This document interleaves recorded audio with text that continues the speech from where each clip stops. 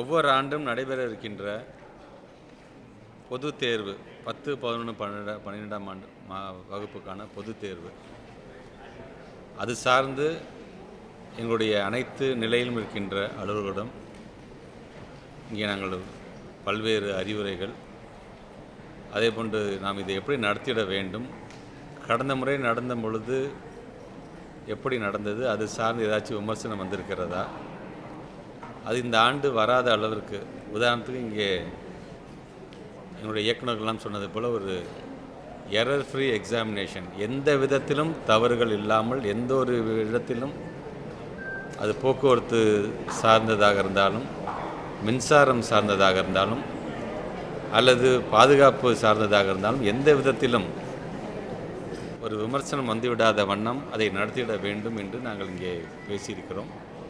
இப்போ நான் விடைபெற்ற பிறகு மீண்டும் இங்கே அமர்ந்து நம்முடைய உயர் அலுவலர்கள்லாம் உட்கார்ந்து பேச இருக்கிறார்கள்.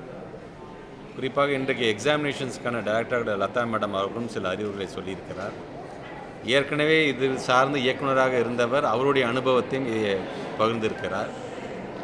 ஆக அந்த விதத்தில் நான் ஏற்கனவே சொன்னது போல் 10ஆம் வகுப்பு, 11ஆம் வகுப்பு, 12ஆம் வகுப்பு என்று ஒட்டுமொத்தமாக 25,57,354 பேர்கள் தேர்வு எழுதுகிறார்கள் என்று சொல்லும் பொழுது அதில் மாணவிகளுடைய எண்ணிக்கை என்பது 12,93,434, மாணவர்களுடைய எண்ணிக்கை என்பது 12,14,379, தனித் தேர்வர்களுடைய எண்ணிக்கை 48,987, சிறைவாசி தேர்வுகள் 554 என்று ஏறத்தாழ 25,57,000 பேர் எழுதுகிறார்கள்.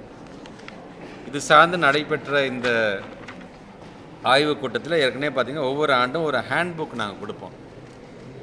அந்த ஹேண்ட்புக்கில் பார்த்திங்கன்னா எங்களுடைய அரசு அவர்களுக்கு ஒரு கஸ்டோடியன் பாயிண்ட் எப்படி இருக்க வேண்டும், ஒவ்வொரு தேர்வு நடக்கும் பொழுது அங்கே கொடுக்கப்படுகின்ற அந்த கொஸ்டின் பேப்பர்ஸ் எத்தனை நாட்களுக்கு முன்பாக வரும், பிஃபோர் எக்ஸாமினேஷன் நடக்கும்பொழுது, ஆஃப்டர் எக்ஸாமினேஷன் எவாலுவேஷன் அப்படின்னு வரும்பொழுது அது எப்படி இருக்க வேண்டும் என்கின்ற விதத்தில் இன்றைக்கி எல்லாம் நாங்கள் பேசியிருக்கிறோம். இன்னும் இன் டீட்டெயில்டாகவும் இன்றைக்கி விவாதிக்க போகிறாங்க. அந்தந்த மாவட்டம் சார்ந்திருக்கின்ற ப்ராக்டிக்கல் டிஃபிகல்ட்டிஸ் என்ன இருக்குது, கடந்த ஆண்டு அது எப்படி நடந்தது என்பதெல்லாம் விவாதிக்க போகிறார்கள். நம்மை பொறுத்த வரைக்கும் இந்த பொது தேர்வு என்று வரும்பொழுது கிட்டத்தட்ட ஒரு பொது தேர்தல் நடத்துவதற்கு சமமான ஒன்றாக பல லட்சம் மாணவர்களுடைய எதிர்காலம் சம்பந்தமானதாக இது இருக்கிறது என்பதற்காக இதில் கூடுதலாக ஒட்டுமொத்தமாக இந்தியாவிலே பார்த்திங்கன்னா நாம் இந்த பொது தேர்வு என்று நடத்தும் பொழுது ஒரு பெருமை வாய்ந்த மாநிலமாக, தொடர்ந்து அது எந்த ஆட்சியாக இருந்தாலும் பெருமை வாய்ந்த மாநிலமாக நம்முடைய தமிழ்நாடு இருக்கின்றது. ஏன்னா நம்முடைய அலுவலர்கள் அந்த அளவுக்கு அது உன்னிப்பாக கவனத்துடன் அதை கையாளுகிறார்கள். அந்த அவ்வளோ எக்ஸ்பீரியன்ஸ் உள்ளவர்கள் அவர்கள். ஆக தேர்வு எழுதும் பொழுது மாணவ செல்வங்கள் வகுப்புக்கு வரும்பொழுது எந்த ஒரு பதற்றமும் ஒரு பயமும் இல்லாமல் ஒரு மகிழ்ச்சியோடு நீங்கள் என்ன படிச்சிங்களோ அதுதான் கேள்வியாக கேட்கப்படும், அதுதான் நீங்கள் எழுத போகிறீங்க. எந்த பள்ளிக்கூடத்தில் எந்த கிளாஸ் ரூமில் உட்காந்து படிச்சிங்களோ அதே வகுப்பறையில் அதே நண்பர்களோட உட்காந்து தான் நீங்கள் தேர்வும் எழுத போகிறீங்க. ஏற்கனவே ப்ராக்டிக்கல் எக்ஸாமினேஷன்ஸ் அங்கங்கே ஆரம்பிச்சிருச்சு. அது முடிந்த கையோடு மார்ச் 3ஆம் தேதியிலிருந்து பொதுத் தேர்வு ஆரம்பிக்கும் பொழுது மாணவ செல்வங்கள் முழுமையாக உங்களுடைய படிப்பில் நீங்கள் கவனம் செலுத்துங்க. எக்ஸாமுக்கு முதல் நாள் விடிய சாப்பிடாமல் உட்காந்து படித்து உடம்பை கெடுத்துக்காதீங்க. இப்போவே நல்லா பிளான் பண்ணி, ஏன்னா அந்த பயத்தை போக்குங்கிறதுக்காக தான் 3 ரிவிஷன் எக்ஸாம்னு நாங்கள் உங்களுக்கு நடத்திக்கிட்டு இருக்கோம் நாங்கள்.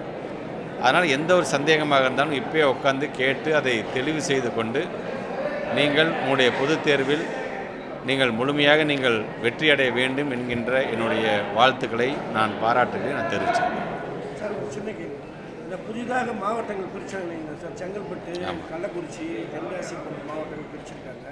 அதில் தேர்வுத்துறைக்கு இந்த ஏடி போஸ்ட்டு வேக்கண்டாக இருக்குது. அப்புறம் அதுக்கு அலுவலகம் திறக்கல. இப்போ அதுக்கு ஏற்பாடுகள் எதாவது செஞ்சு இல்லை. இப்போ நம்ம தேர்வுன்னு வரும்பொழுது இப்போ நமக்கு அதிகாரிகளை பொறுத்த வரைக்கும் எல்லா இடத்துலையும் நம்ம தயார் நிலையில் தான் இருக்கின்றோம். இப்போ நீங்கள் போஸ்ட் க்ரியேட் பண்ணுறது ஒரு பக்கம் இருக்கிறது சொன்னாலும் அந்த போஸ்ட் க்ரியேட் பண்ணாத விதத்துலையும் நாங்கள் அதுக்கு தகுந்தாப்புல எக்ஸ்ட்ரா அதிகாரிகளை போட்டு தான் பண்ணுவோம். ஏன்னா இன்சார்ஜ் இப்போ நீங்கள் சொல்ல மாதிரி போஸ்ட் வர்றது வரைக்கும் இந்த இன்சார்ஜ் இவங்க அங்கே வேலை பார்க்க போகிறார்கள். ஆனால் நீங்கள் சொன்ன மாதிரி புது மாவட்டத்தில் இதெல்லாம் முடிந்ததுக்கு பிறகு இந்த தேர்வு எந்த ஒரு தடையும் இல்லாமல் இதை முதல்ல நடத்தி முடிச்சதுக்கு பிறகு நீங்கள் சொல்வது மாதிரி அந்தந்த மாவட்டங்கள் புதிதாக தொடங்கப்பட்ட மாவட்டங்கள் தேவையானதை கண்டிப்பாக நாங்கள் போகிறாங்க.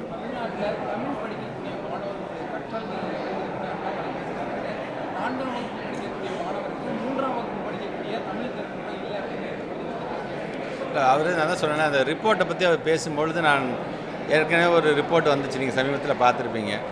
முன்னாள் கல்வி அமைச்சர் அண்ணன் தங்கம் தென்னரசன்ட்டு நான் பேசியிருந்தேன். நான் என்னென்ன இந்த 2 வருஷத்துக்கு ஒரு தடவை இந்த மாதிரி ரிப்போர்ட் அவன் கொடுத்துட்டே இருக்கிறான்.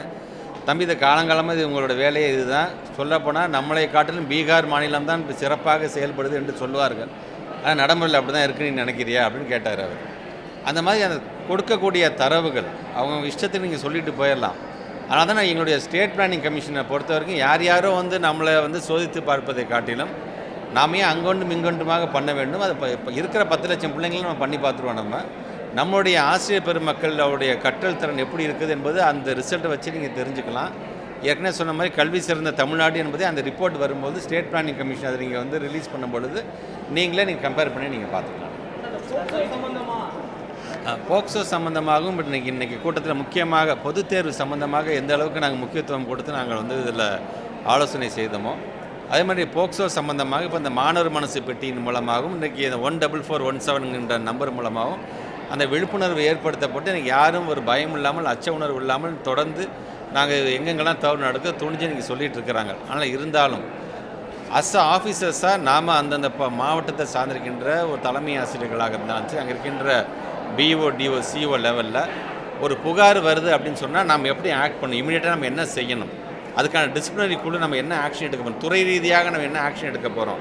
அதன் பிறகு அது போக்சோ சட்டம் அது காவல்துறை பக்கம் போனாங்க, அவங்க அது கஸ்டோடியில் எடுத்து அவங்க என்ன பண்ண போகிறாங்க. இது ஒரு புறம் இருக்குதுன்னு நம்ம சைட்லேருந்து எந்த ஒரு காலதாமதமும் இல்லாமல் அதை செய்ய வேண்டும். குறிப்பாக மாண்புமிகு தமிழ்நாட்டு முதலமைச்சர் இப்போ எங்களையும் அழைத்து என்ன சொல்லியிருக்காங்க, இதற்கான ஒரு வரைவு இமீடியட்டாக ஒரு எஸ்ஓபி ரெடி பண்ணுங்க. நீங்கள் இது சார்ந்து இமீடியட்டாக நீங்கள் என்ன ஆக்ஷன் எடுக்க போகிறீங்கன்னு ஒரு சார்ந்து கொடுங்கன்னு இருக்காங்க. வித்தின் 3 to 4 டேஸில் அது வந்ததுக்கு பிறகு ஒட்டுமொத்தமாக எல்லா சிஓஸ்க்கும் அது நாங்கள் அது சொன்னதுக்கு பிறகு சர்க்குலராக அமைத்ததுக்கு பிறகு இனி இது மாதிரியான புகார்கள் வராத வண்ணம் நம்ம எப்படி ஒரு விழிப்புணர்வு ஏற்படுத்தணும். அதாவது நாம் ஒரு தவறு நடக்குது, தவறுக்கான ஆக்ஷன் எடுக்கிறது ஒரு பரம் இருந்தது என்று சொன்னால் அது வராமல் இருப்பதுக்கு எப்படிப்பட்ட விழிப்புணர்வை ஏற்படுத்த வேண்டும் என்று இன்றைக்கி அது ஒரு ப்ரோக்ராம் இன்றைக்கி நாங்கள் பண்ணிகிட்ருக்கோம். கல்வியாண்டு ஜூன் மாதம் கல்வியாண்டு வரும்போது எப்படி 1 வீக்குக்கு நிறைய அந்த என்ஜிஓஸ் மூலமாகவும் காவல்துறை நண்பர்கள் மூலமாகவும் சோஷியல் வெல்ஃபேர் டிபார்ட்மெண்ட் மூலம் நம்ம தொடர்ந்து ஒரு விழிப்புணர்வு ஏற்படுத்துகிறோமோ, கூடுதலாக இது சார்ந்தும் எப்படி அதை நம்ம தெரிவுபடுத்த போகிறோம் என்கின்ற விதத்தில் ஒரு ப்ரோக்ராம் நாங்கள் செய்ய போகிறோம். நாங்கள் அது ஒரு மாஸ் அவேர்னஸாக அது கண்டிப்பாக நான் கொண்டு வரோம். ஏற்கனவே இதுவரைக்கும் நிலுவையில் நம்முடைய இதில் பார்த்தீங்கன்னா நான் அன்றைக்கி சொன்ன மாதிரி ஒரு 238 கேசஸ் இருக்குது. அந்த 238 கேஸில் கிட்டத்தட்ட ஒரு 11 பேர்